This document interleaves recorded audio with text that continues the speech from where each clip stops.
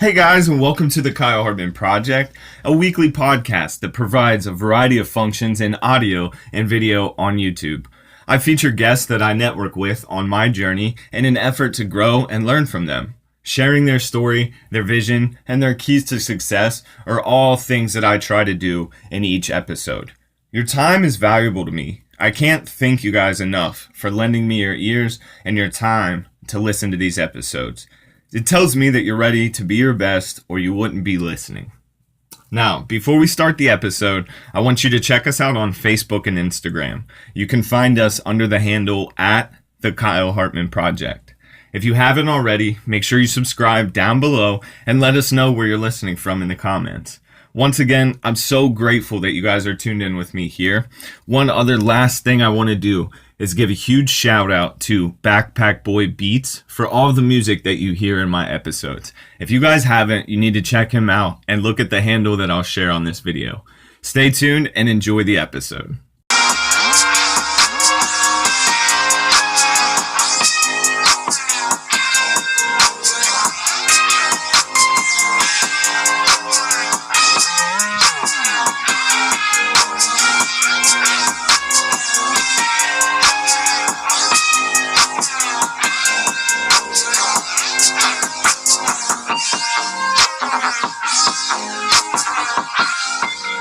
Welcome back to the Kyle Hartman Project. Thank you guys so much for tuning in. On today's episode, I'm talking with my good friend, Jeremy Chamberlain from Finn Books. Jeremy is a kindergarten teacher with a massive drive to inspire young readers across the world. He has a bachelor's in art history, and he has a master's in early childhood education. He has been an educator and also freelances for Scholastic.com. He has one major book series out and another in the making. And I want to welcome Jeremy to the show because we've had this partnership that has built over the last couple of weeks. Jeremy, it's so good to have you on my show. Thanks, Kyle. It's great to be on. So tell me, Jeremy, you're a kindergarten teacher full-time. When did you decide that you wanted to achieve more and give more back to the children that you were helping out and start this book series? It was probably about 5 years ago that I actually acted on it, but I'd been teaching reading for a number of years, and when you teach reading to young kids, the books are very simple, very patterned. Things like, I see a cat, I see a dog. And what I was noticing was the books that we were using, either the text was pretty good and the illustrations weren't, or vice versa. And I thought, if we're trying to get kids to love to read, we need really high quality reading material for them. Okay, that's interesting. I've always wondered, with kids' books, if there was ever like a science to it, or if it was just easy to accomplish because it was a kid's book, so it was simple. But it's interesting that you say that, because I wanted to sort of ask, since I have somebody who has some expertise in this field, what sort of science is there to these books that you've developed, and what are some of the things that a writer should look to include to actually make sure that the books, do their job and help these young readers excel? Well, because these are books for beginning readers, so these are kids that are just starting off on that path to literacy. When you're writing them, you have to be very aware of things like what words you're using. So when I'm writing a level A, which is kind of the simplest reading level, I'm looking at using a core group of around 25 words called sight words, words that just keep popping up in our language, like I and see, can. So I'm kind of limited into what I can use, and also in the actual pattern of the sentences. So I want to be writing sentences that are smaller and very predictable, and also ones that are supported by the illustrations. Understood. Got you. Now, you said that there was writing levels, with A being sort of the earliest reading level. Your books are color-coded, correct, by what reading level they are? Okay. Yep.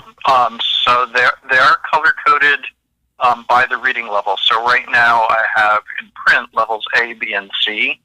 What I don't like to do is really highlight that to my students because it almost becomes competitive for them.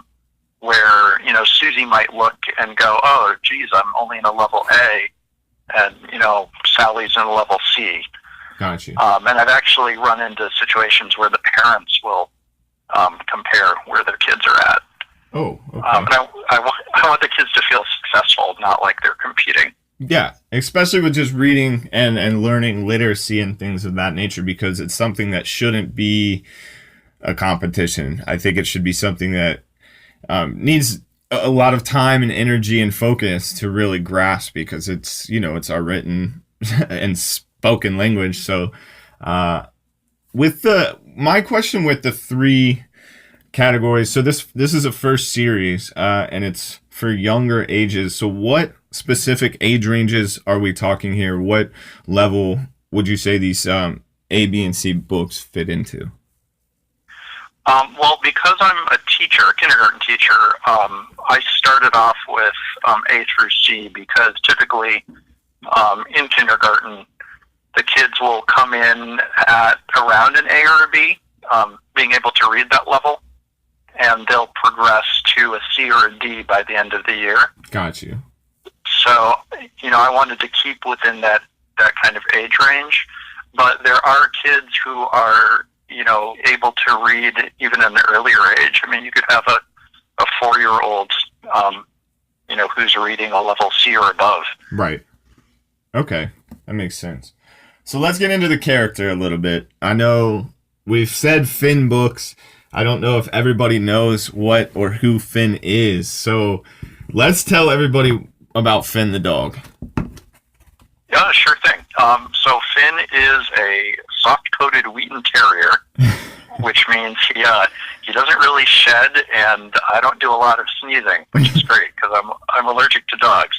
I'm learning a lot about Wheaten Terriers lately from working on the Instagram page, because there's a lot of Instagram dog pages that have taken a liking to Finn and his books because of the type of dog that he is. So yeah, Wheaten Terriers, for anybody that doesn't know, those are the big fluffy I guess, are they always white? They always seem white to me. They're big fluffy white looking dogs, and they're awesome.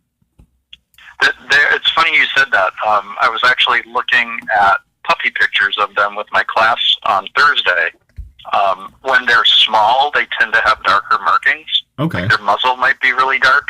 But as they mature, they do get more wheat color to their fur. Oh, is that where they get their name then? They do, yeah. Okay. Got it. Well, they're the wheat-colored fluffy dogs. That's perfect. So, they're Irish breed. One of the coolest things that I wanted to point out about the books, and I think this is where you were talking about earlier, where you found sort of a gap with these early literacy books, where you said that either the pictures were great and they were captivating, and then the wordage and the grammar, the words that they chose, things like that, weren't as great, or it was the other way around, where the wording, everything for the learning and the literacy was great, but then it had poor pictures. And I think one of my favorite things about the books, I don't know if a lot of people know this yet, but there's a bit of comedy that you've incorporated in the books, with Finn the dog being sort of this main character. And now I'm getting to kind of play a little bit of Finn on the Instagram page when I comment to other people or other businesses. I'm kind of in the Finn persona.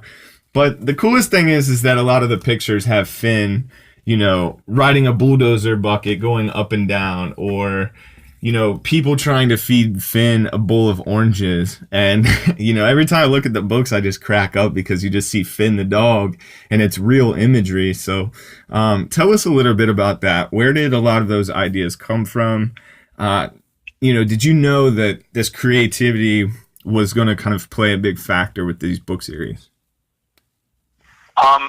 When I started off, I didn't realize how much humor I wanted to inject in them. I was very clear about wanting the pictures to really match the words. And as far as the photographs, when you look at the picture of Finn in the bucket loader or the bulldozer, it's that photo against a white background. Right. So a reader's not going to look at that and see a lot of extra stuff in the background and get confused about what to focus on.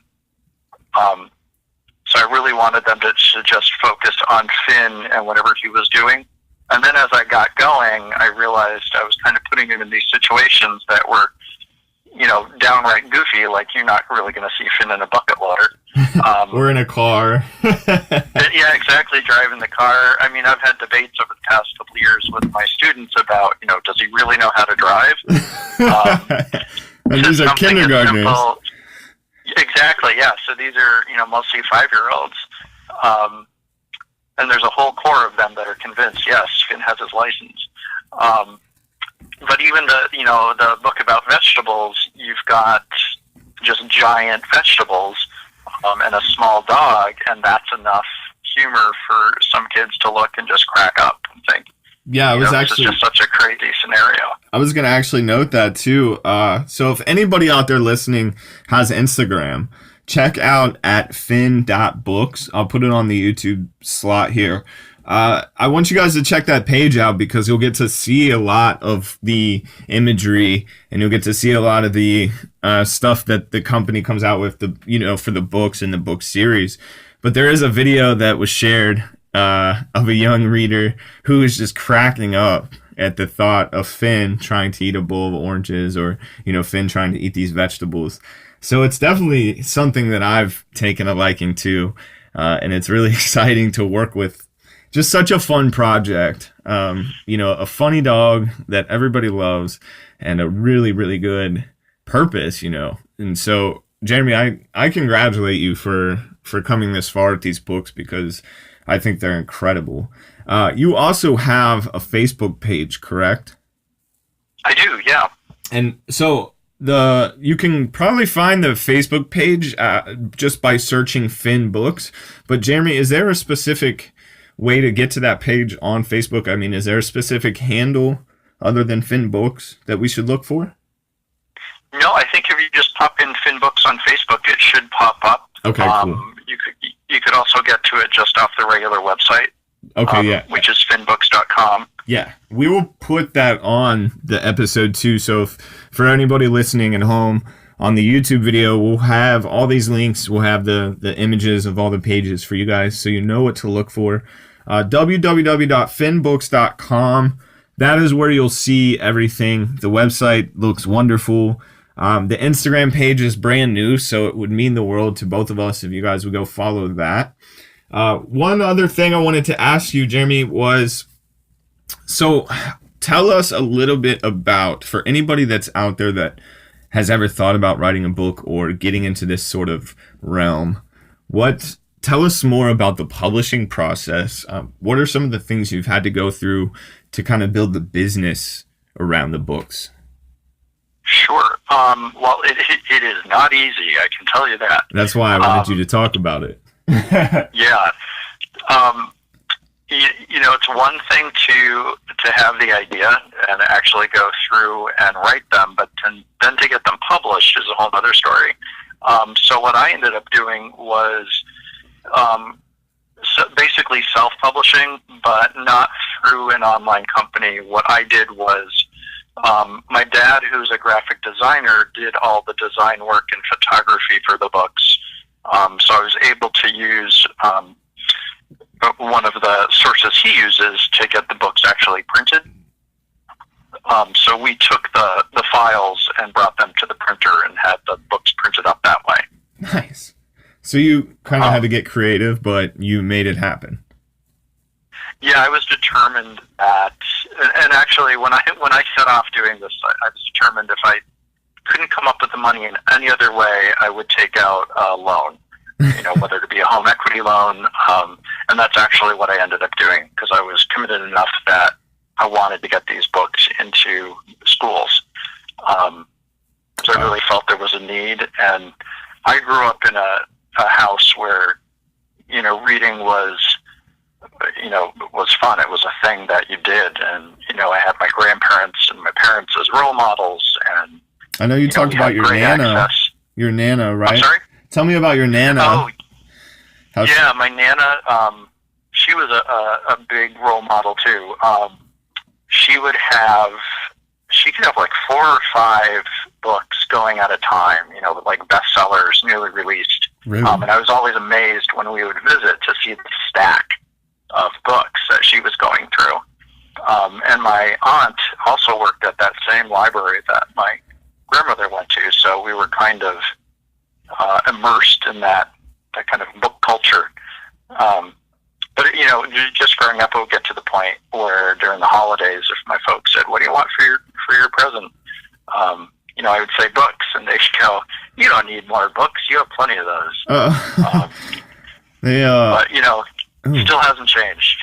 Books is still a big one. I've grown to appreciate reading more in this last year than I probably have my entire life. Just more of the people I've begun to follow and look after and things like that, who are in positions in life where I know that I want to be someday. They're reading 2, 3, 4 books a week, sometimes 7 books a week. You know what I mean? And as I began to start reading more, like I said, just over this last year, I can't tell you how just much happier I feel in a sense of where my life is headed and just the direction of things. And just to know that you sat down and read a book instead of, consuming something that isn't going to help you in life. It's just a gratifying feeling. And I'm definitely glad that you kind of took us back a little bit to explain your passion for reading. The fact that you took out a home equity loan to pursue this dream, it just speaks volumes about how much you care about this project. And I want to stress to everybody out there listening to us still, for anyone that thinks, something can stop you in life, that's false. I think you just have to reroute your brain and get creative enough to find a way to make it happen, as long as you know that it's going to happen within yourself. And so I give you so many props, Jeremy. The story that you've just told and the journey that you're on, I think are so incredible. Well, thank you. I appreciate it. No problem.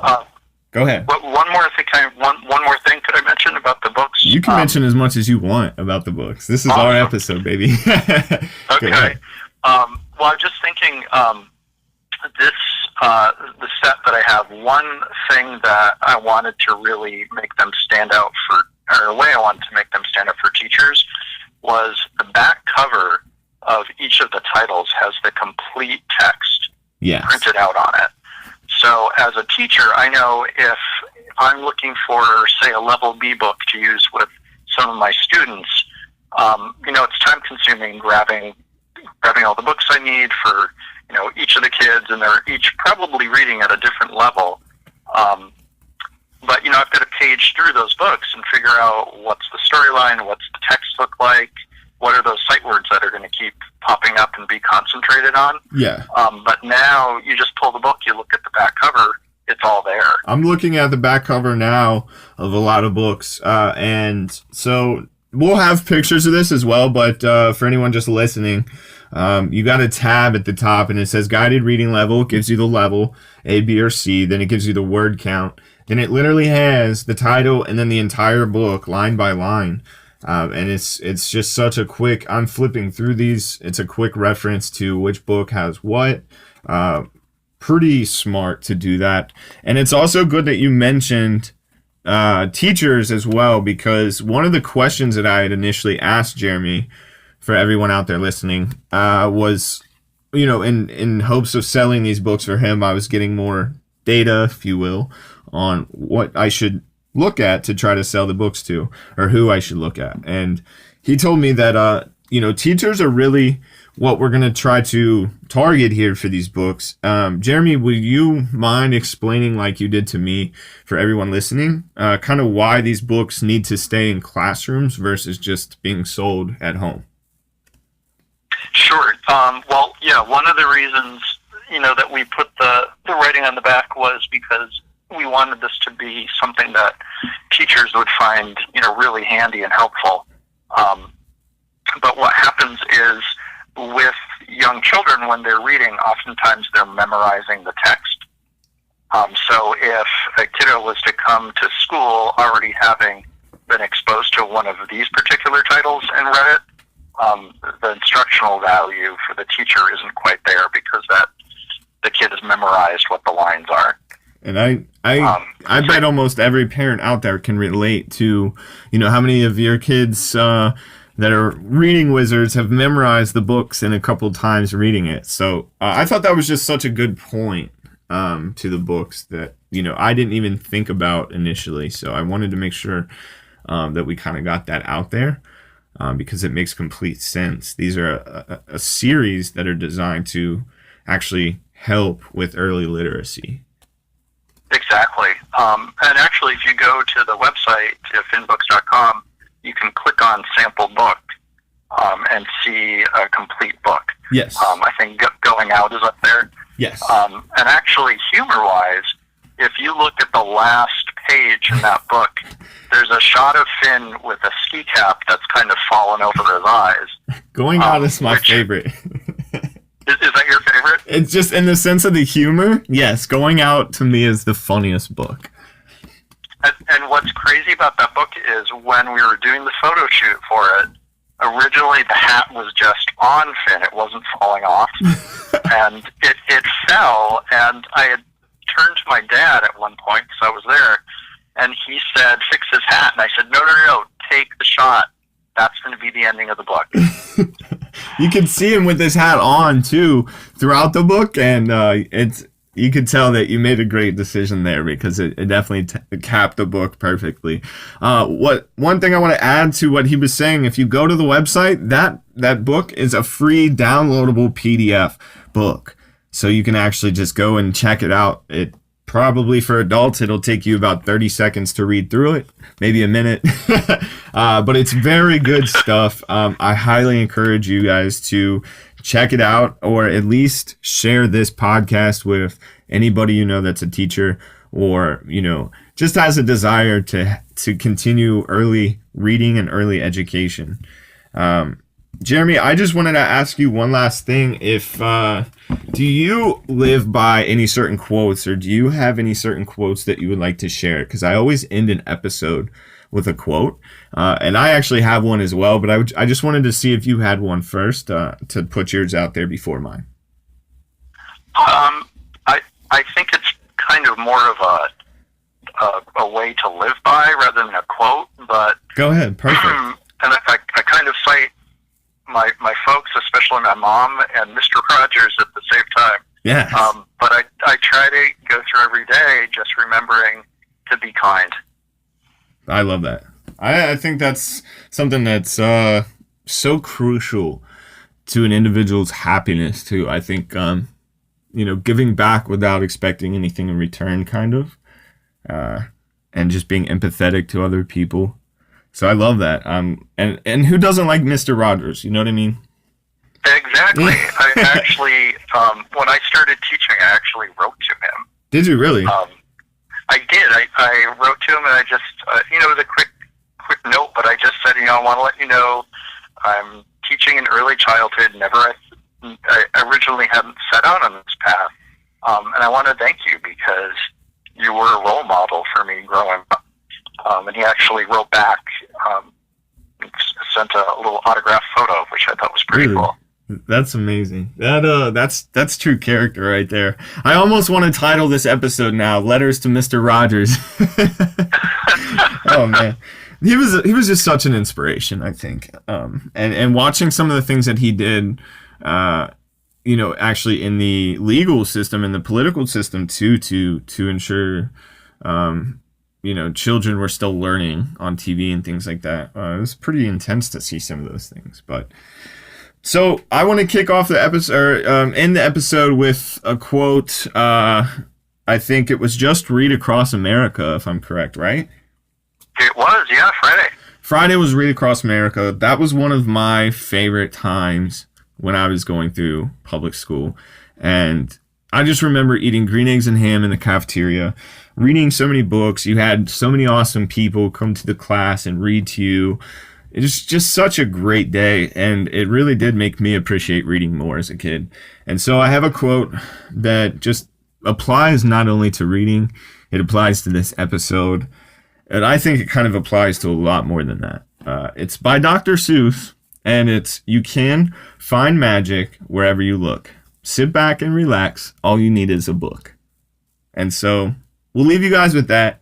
Jeremy, it has been an absolute pleasure to have you on the show. We've been talking about this for a while, and I was so excited to be able to finally put it out there so that other people can kind of see your mission.